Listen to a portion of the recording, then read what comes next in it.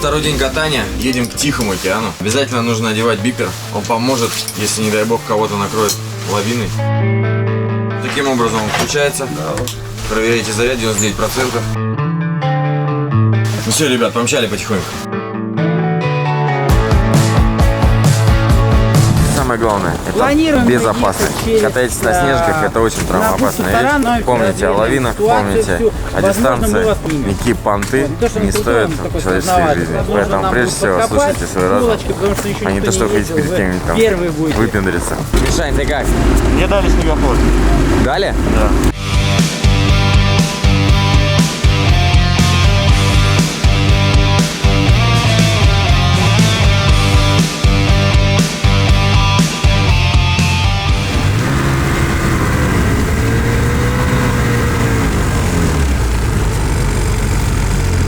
Это кто? Надо, направо. Вперед надо, да? Направо. Отходи, все. Вот это я понимаю, да? Я тоже так умею. Ага.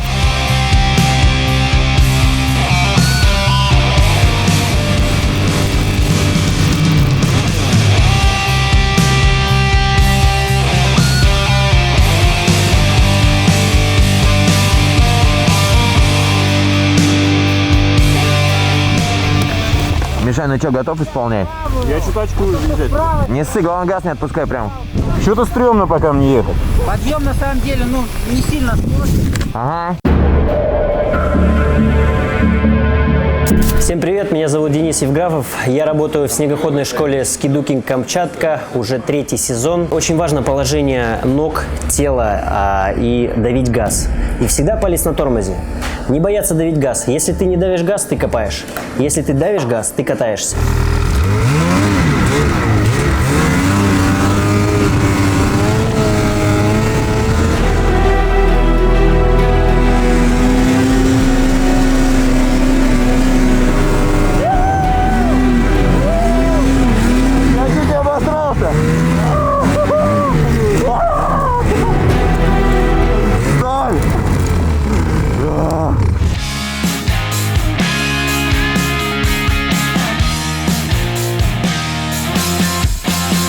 Ты можешь получить адреналин и удовольствие просто на ровном месте, открыв газ. Захотел траверсу запилить в гору, человек бы шел весь день. За 5 минут ты уже там.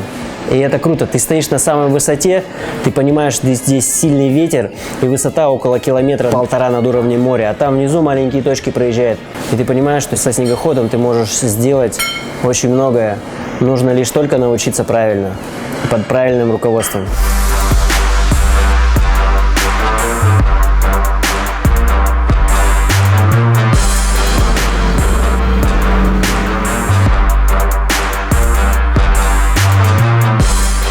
Это океан, да? Охренеть!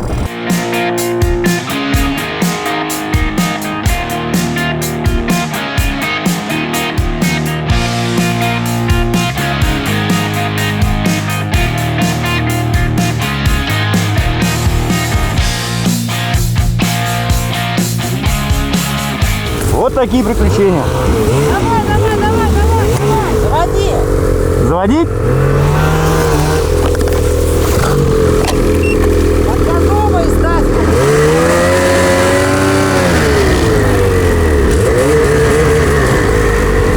Всегда вот это проходишь на газу. Если ты останавливаешься, то не падаешь. Прям ходом всегда проходишь. Давай. Всем привет, меня зовут Владимир Гаврилов, я инструктор снегоходной школы Skidooking Камчатка. Катаюсь на снегоходе с 2009 года, с 2011 года сел на горник и уже 5-й год преподаю в школе Skidooking Камчатка. Райдер должен научиться нажимать газ, причем полный газ, хорошо держать его, при этом чувствовать баланс, чтобы его уже вот так вот не дергало. Этому можно научиться за 2-3 дня катания. Вот после этого уже можно приходить, чтобы не тратить просто один день на вот этот простой элемент. Медведь! Следы медведя, да?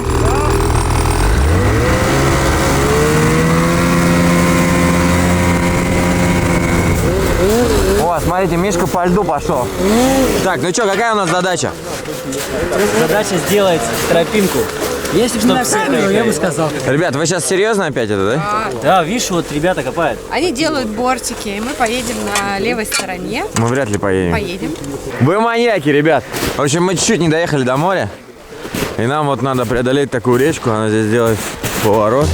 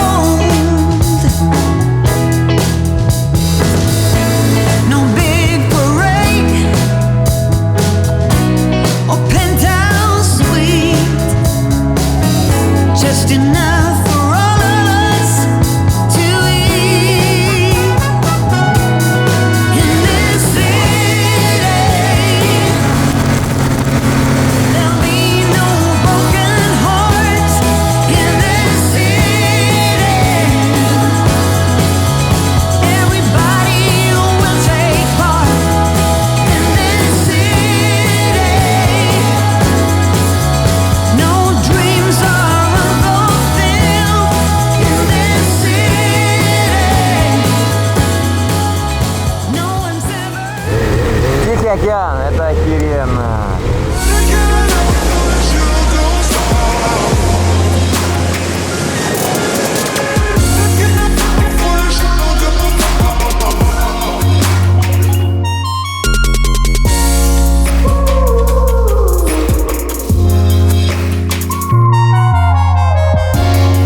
Какое сочетание прикольное. Здесь у нас зима, снег, горы. Та-дан! Тихий океан. Послушайте этот звук.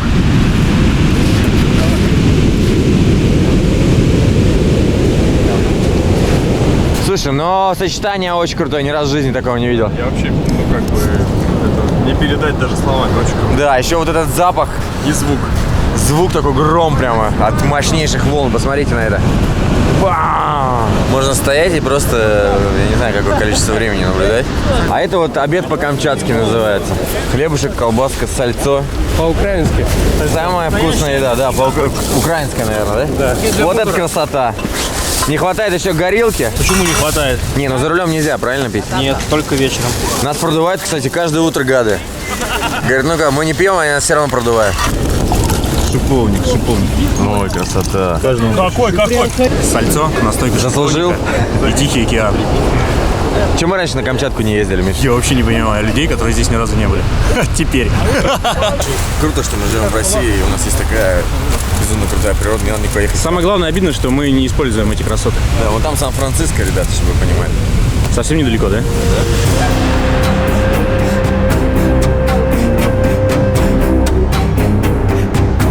Как правильно искать пострадавшего под снегом, вот, как пользоваться бипером, зонтом и как правильно откапывать. 4,52 метра показывает большое расстояние.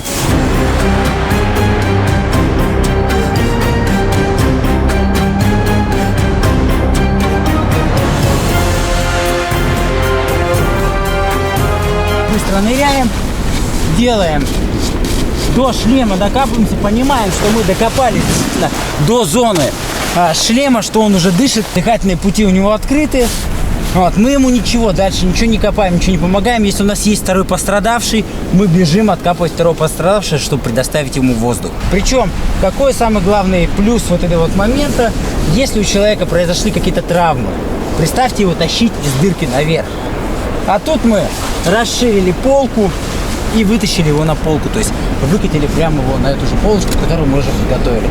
Помимо того, что вот лавина опасна, есть много моментов, когда тебе нужно знать, как заезжать на склоны, с кем нужно ехать, Что нужно с собой брать? То есть какую-то подготовку желательно проходить. Любой вид спорта, который я беру, вот, я пытаюсь найти человека, который что-то знает, что-то умеет, чтобы у него вначале что-то научиться, чтобы не тратить время. Ну, опять же, я купил снегоход, какой я кайф получу, если я вот приехал, упал, зарылся, 5 часов буду копать этот снегоход, хотя его можно выкопать за 1 минуту.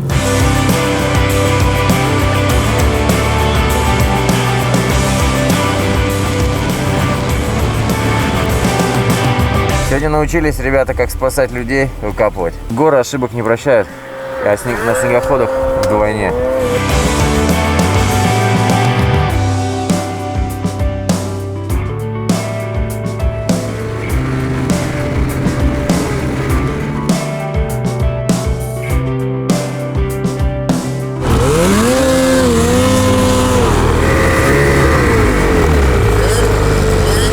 Хорош!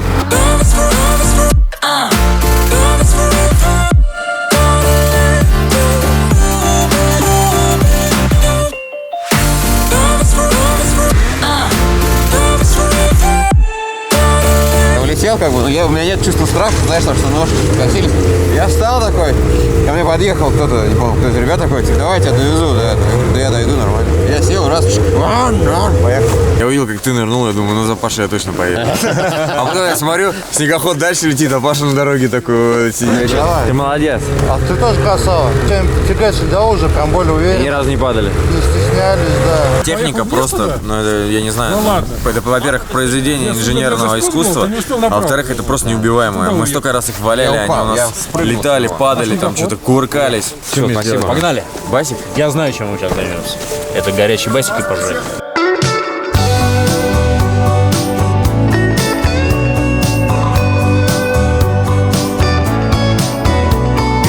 Мы когда сюда ехали, я у ребят спрашиваю, у вас есть баня? Они говорят, зачем нам баня, когда у нас такой классный бассейн? Когда у нас лава есть. Да. Есть бухта Тихая, там прям все, весь берег услан вот этими вот камнями. То есть есть маленькие, большие, крупные, прям вот такие. И как вы их на снежиках довозили? Их кораблем тут грузили. На лодку и на корабль. Прикольно. Там прям целый процесс был по вывозу этих камней.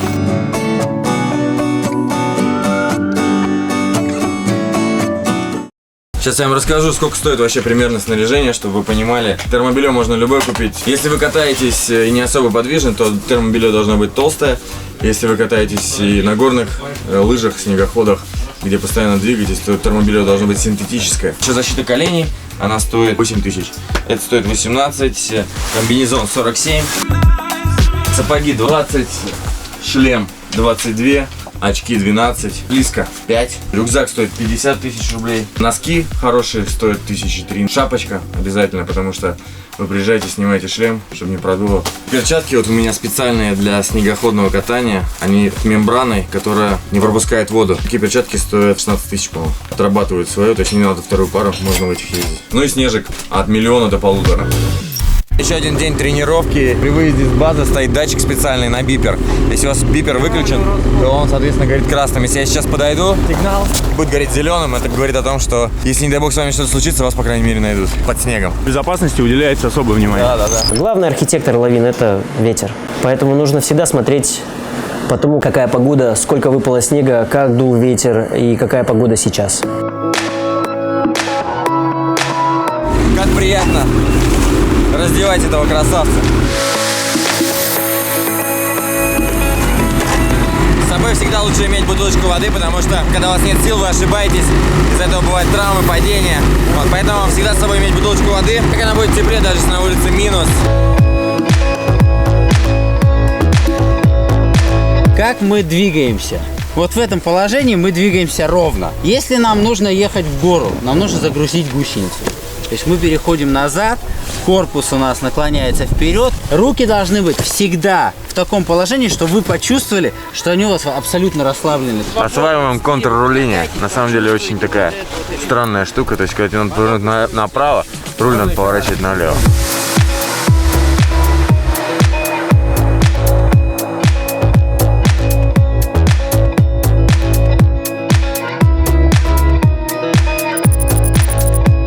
Тяжелая эта работа, да? Ну, делал привычку. Что нам нам нужно научиться сейчас какое очень важное упражнение. Нога у нас, встаем на правую подножку. Нога у нас под 90 градусов. Стоит к снегоходу. Вот в таком положении вы будете ехать прямо.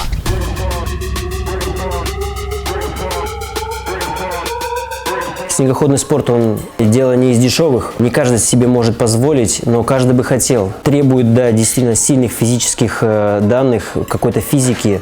Но то, что ты потратишь, взамен тебе даст снегоход, это непередаваемое ощущение.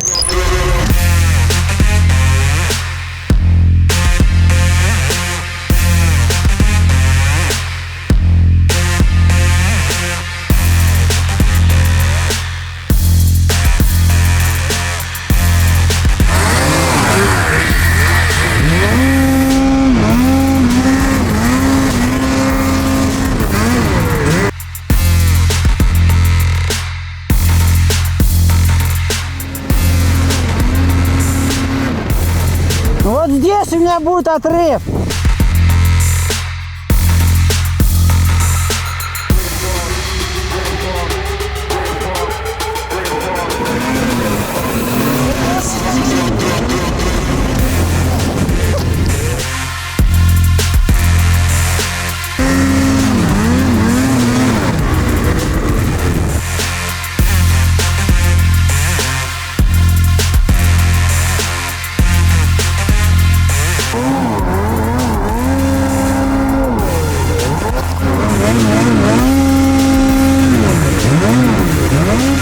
Каждый раз, когда ты делаешь перевороты, и именно перевороты через снегоход, ты думаешь, что он сейчас на тебя упадет, но в какой-то момент ты понимаешь, что все идет по плану.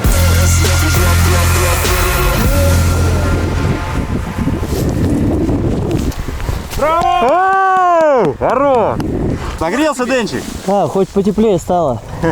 Красава. Ребят, защита обязательно нужна. То есть я катаюсь обязательно в наколенниках, брейсы, то есть шорты, грудь, естественно, потому что, ну, даже сейчас здесь было видно. Был бы выкат, я бы выкатился, все было замечательно, но так как выката нету, снегоход упускается. Если бы я бы это не успел, я мог бы удариться. Такое бывает, когда что-то снимаешь, что-то хочешь сделать прикольно. Бывает, не все идет по плану. Сейчас мы потеряли крепеж от камеры. Крепеж. Наверное, об снег. А как? Отжигайте и берегите себя. Ребята греются. Из дупла костер. Сахар сыпал. Ребят, берете чай, отходим. Ты настоящий друг. Если вы все-таки поставили снегоход вертикально, то есть зарыли его прям очень хорошо, вы один, колбаску вам сделать тяжело, вы можете подойти к носу снегохода, залезьте под снегоход и его поднять. То есть со склона ногами это сделать очень легко. Так плавно вы долазите до самой гусеницы и бросаете его обратно. Многие берут, просто газ отпускают, снегоход глохнет. Ну, как бы он останавливается, но гусеница еще крутится и остатки снега убирает. Нужно резко нажать тормоз, у вас снег не будет убираться, плюс инерцией снегоход он еще подомнет снег под собой.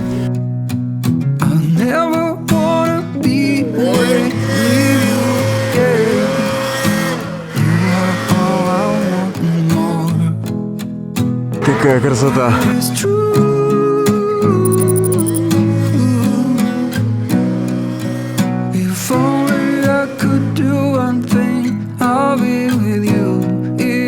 Там вода течет.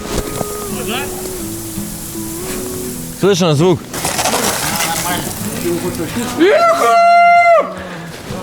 Да что-то орешь, сейчас отвалится и будешь орать. Нету эхо. Миша, давай!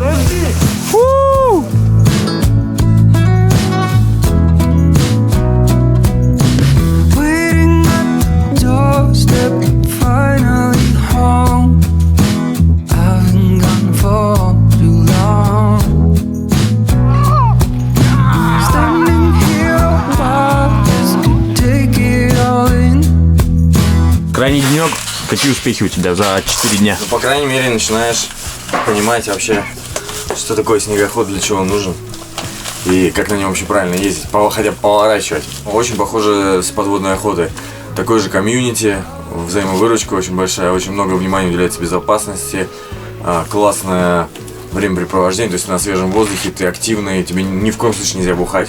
Это очень большой плюс. Можно сказать, что все, кто здесь находится, заболели снегоходами, в том числе и я. А когда ты смотришь, как владеют ребята снежиками, ты понимаешь, что есть к чему стремиться. И хочется, как в подводной охоте, хотя бы там на 25 метров нырнуть без баллона. Вот то же самое хочется хотя бы на небольшой вулкан попробовать заехать, покататься. Но обязательно в этом году еще разок съездим, потому что, например, на Камчатке сезон вообще 8 месяцев. То есть здесь можно в апреле спокойно, в мае кататься. У нас сегодня крайний день каталки. Камчатка решила порадовать нас свежим снегом. Нормальные снегопады. Здесь снегоходы засыпают прямо по макушке и остаются только одни кучки. Сейчас прогреем снегоходы и помчим.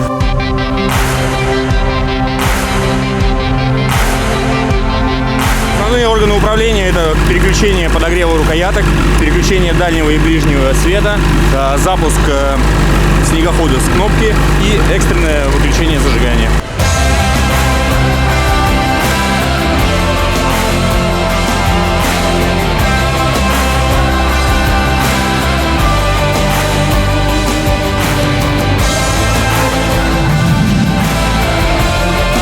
У нас должна быть наверх всегда скорость. Если мы, вот смотрите, мы разгоняемся вот перед склоном мы разгоняемся. Если вы начнете разгоняться на самом склоне, у вас начнут лыжи поднимать наверх, вы начнете сбрасывать скорость. Это просто сумасшедшая погода. Идет снег, и мы отрабатываем упражнения вот такие вот.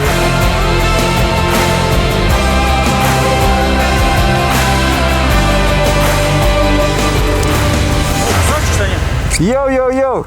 Прикольно, да? Ага. Я научился траерсы ездить. Я сейчас на поле, знаешь, что исполнял? Прям вот так вот. Сугробы через капот.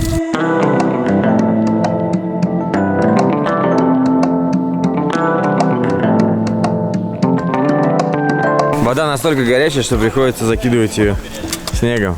Давай, джентльмен, удачи! Ну, Богдан, как обычно. Давай, Беларусь! Где? Тихо.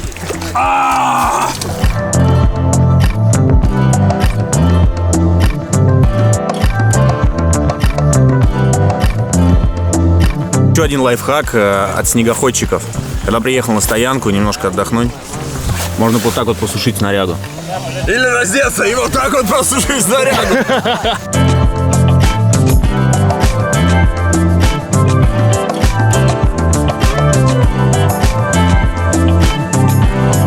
О, деликатесы пошли. Гребешочек. Ой. Опа, шашлычки.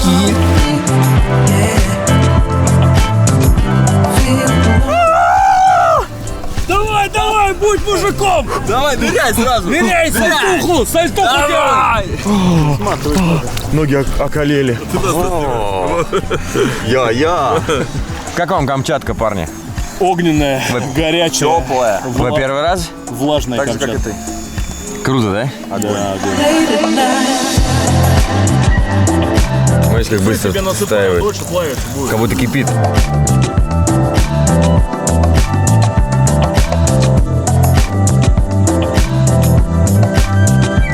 Сейчас будем жарить гребешка. На гриле. Около источников на Камчатке. Я сегодня ни разу не упал. Я один раз в дерево чуть не уехал. Вот это тоже. Я около дерева так чик остановился, сам попробовал их, у меня не получилось, Дэн не выпал. Не, я только успел на тормоза вовремя нажать, да, так бы я влетел в дуб.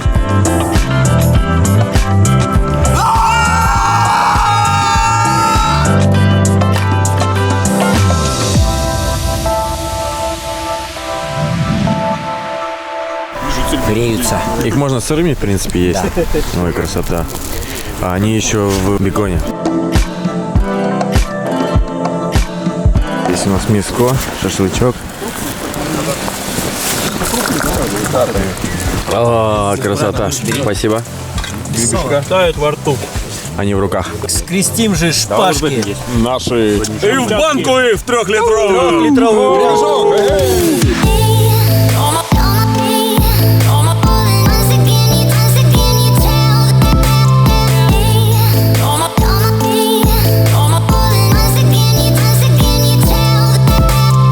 Если он у вас поднимется очень хорошо, не надо отпускать газ. Надо его чуть припустить, и когда он пойдет обратно, вниз, наоборот его добавить. А если он перевернется?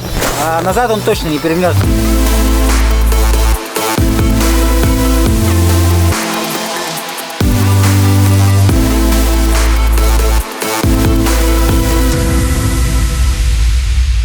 Спасибо за профессионализм. Нужно немножко преодолеть страхи, потому что без них никуда. Только вот распробовали, Ты да? только начинаешь понимать, как это делается, что нужно. Танец. Нет, что самое интересное, начинаешь проезжать мимо каких-то мест и понимаешь, что хочешь туда теперь заехать. Да, и спокойно можете это Ты позволить. понимаешь, что теперь надо делать, когда ты туда попадаешь. Ты красава! Давай, Володь, спасибо за профессионализм. Новый этап в жизни, теперь я понимаю, для чего вообще все это надо. Если хотите профессионально научиться кататься или вообще хотя бы просто научиться кататься, приезжайте на Камчатку, в Скидукинг, к Володе, к Денчику и, в общем, ко всем. Здесь все очень крутые.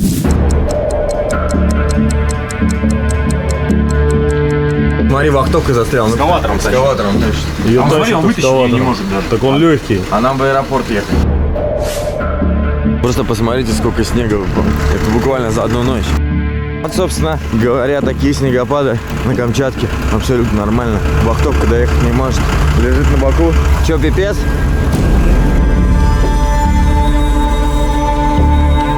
Не вытянешь? Давай откапывай. Сколько у нас времени до вылета? Пусть подождет. Я белорус, мне некуда спешить. Дома меня ничего хорошего не ждет. Богдан, ты можешь поруководить компанией этой, чтобы мы все-таки попали в аэропорт?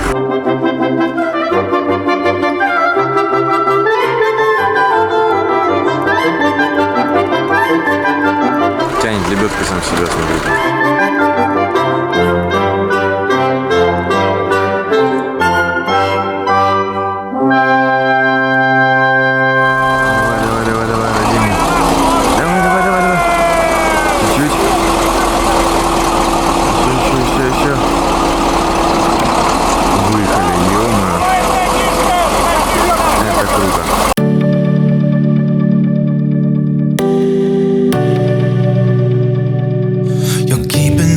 Ребята, у нас задержали немножко рейс, и мы решили заехать на рынок Петропавловск-Камчатский, где продают рыбу.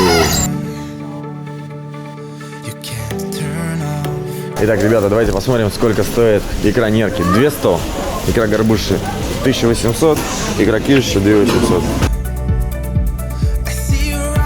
Смотрите, горбуша по 150.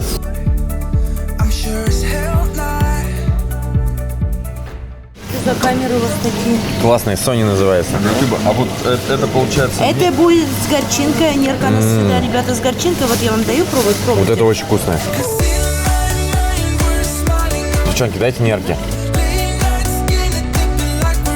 Смотрите, можно даже оплатить картой. Вы молодцы, что такие современные. Прям приятно у вас покупать. А сколько огурцы стоят? 850. А редиска почем? 1000 рублей. 1000 рублей? Редис. А что самое дорогое? Редиска? Да. Вот так, ребят, на Камчатке редиска дороже всего, на вес золота. По рынку всегда можно определить, как вообще люди, культуру людей. И особенно, когда ходишь с камерой. Обычно бывает такое, что приходишь на рынок, накидывается, да, и типа не снимай, здесь запрещено. А здесь все, даже продавцы спрашивают, что у вас за камера, какая модель. Все, помчали мы домой, набрали гостинцев. Маньяки, да, все вывозят. Смотри, что тут. Ё-моё. Нерочка. Ну и мы там набрали, конечно, гребешков, крабов.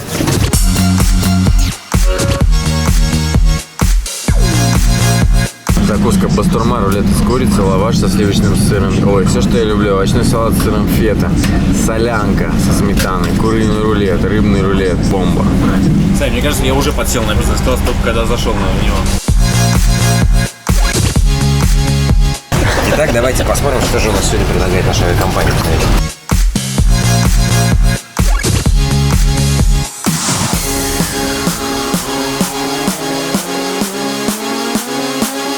Что, вылетаем потихонечку.